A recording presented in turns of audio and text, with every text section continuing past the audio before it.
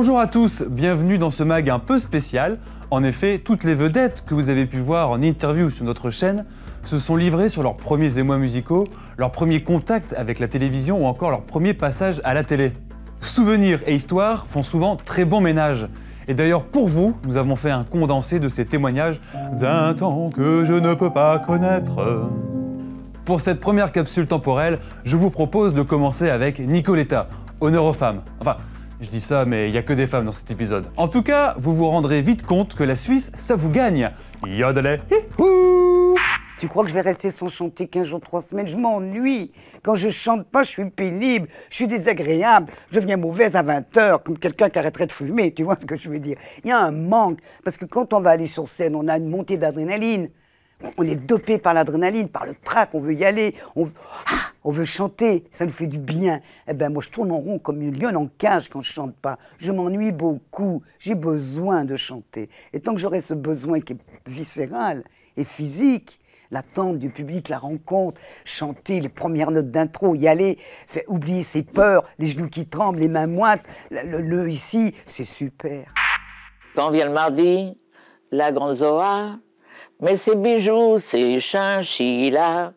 Et puis à minuit, la grande Zoa, autour du cours, met son boa. On prenait l'autocar après le lycée, on allait passer l'après-midi à Genève, qui était ma ville lumière. Et on se mettait au fond du car, on partait acheter des disques. Et on achetait des disques américains, c'était en 60. Et c'était Ray Charles, les Platters et la Fitzgerald. Et c'était mon amour, Elvis Presley. Mon grand chanteur, on l'adorait. À l'époque où il était beau, hein, quand il avait la banane, les yeux verts et le joli costume en cuir et qui twistait comme un black. Qu'est-ce qu'on a aimé Elvis. Alors, la première que j'ai enregistrée, et c'était pas la première qui était diffusée, puisque c'était enregistré très en avance, c'était Taratata. Et donc, quand j'ai été invitée à faire cette émission, et c'était la première que j'enregistrais, qui était diffusée 4 mois après, j'avais genre des chaleurs, quoi. J'ai cru que j'allais mourir de peur. Et donc, je suis pétrifiée pendant l'émission. Et comme ça a été diffusé 4 mois après, j'avais eu le temps de faire 4 mois d'émission entre-temps. Donc, au moment de la diffusion, j'avais l'impression de retourner à la case départ et c'était très dur à voir. Mais c'était une super expérience et de toute manière, de chaque émission, j'ai vachement appris.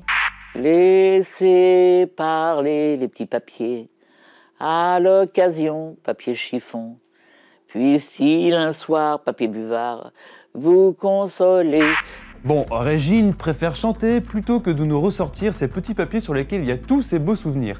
Peu importe, on l'aime quand même. Allez, on ne se laisse pas abattre et on enchaîne avec 2 autres chanteuses qu'on connaît très bien chez Mélodie. Let's go! Ma première télévision, c'était dans le sud, c'était à Marseille. Je crois bien que j'étais assise comme ça, comme aujourd'hui là, sur un tabouret, comme ça en hauteur. J'avais une petite robe que ma maison de disques m'avait achetée. Et je chantais, je crois que je chantais C'est dur d'avoir 16 ans. C'est dur, hein. Je vais citer une émission de Michel Drucker. Est-ce que c'était Champs-Élysées? Ça devait être Champs-Élysées, oui. Pour les fêtes de Nouvel An, où j'avais eu une soirée, j'avais chanté, je crois, 6 chansons.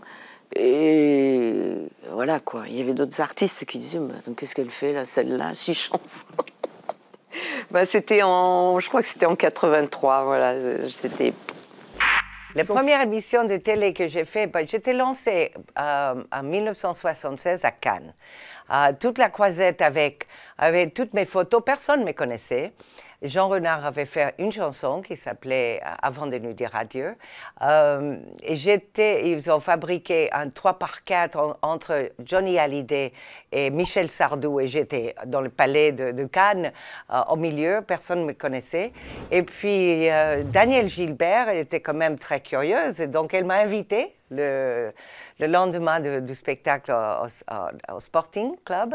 Et il m'a invitée pour faire une émission. C'était Avant de nous dire adieu que j'ai chanté. Je parlais à peine français parce que j'étais en France depuis 1 an seulement. Et 3 jours plus tard, Jean Renard, il me dit « Mais tu sais, on a vendu 25 000 disques grâce à cette émission de télévision. » Et ça continuait. Et tous les jours, c'était 25 000 disques. Jusqu'à on a eu 1 million de disques en 4 mois. Donc, c'était quand même incroyable à cette époque. Et moi, je savais que cette chanson allait marcher. Parce que quand elle me disait, oh, ça sera bien si tu vends 500 des disques. Je dis 500, je vais vendre 5 millions de ce disque.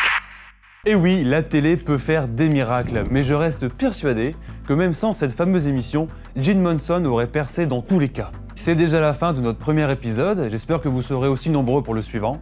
En attendant, délectez-vous devant les Scopitones de Mélodie. Vous savez très bien que le vintage est immortel. Au revoir!